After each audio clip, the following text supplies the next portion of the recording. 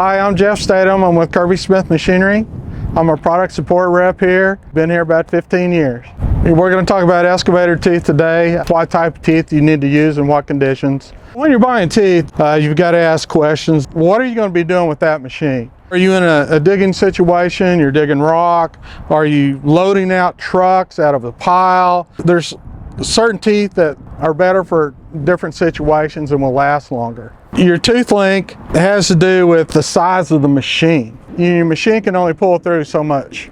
And if your tooth's too big, it slows it down. Of course, if it is too small, you'll break it off. See your PSSR, he'll fix you up. Here's some of the more common teeth that we sell for the excavator applications. Your first one, you can see the end is just squared off.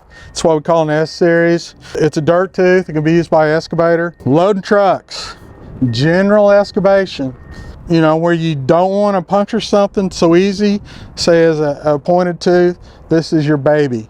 Not a great heavy rock tooth. It will break. If you decide you need something for rock, but you don't want to go with the sharp point, you want something that might last a little bit longer, you can dig dirt with it. You can dig rock with it. This is probably the best overall tooth there is. This rock chisel is made by Hensley and Esco. It's a great tooth, does fantastic in about any application. That gets us to our single tiger tooth. This is a penetrating tooth or a penetrator. This is the one that you need for when you're doing rock. We have its partner here, the twin tiger. A lot of people put these on the outside. The twin tiger also helps cut for the outside part of your bucket when you're down in the ditch. These on the outside, sometimes you'll wedge, and you don't want wedging. So the twin tiger, again, a rock tooth. Here we got a flare tooth. You can see it's wider than a standard S series tooth. This is not for rock. This is for dirt.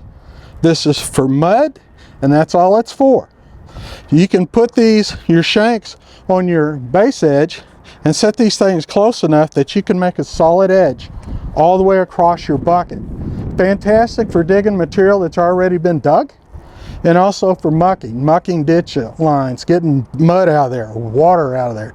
This is your baby. If we can help you, your adapters, your teeth, you know, please call your PSR.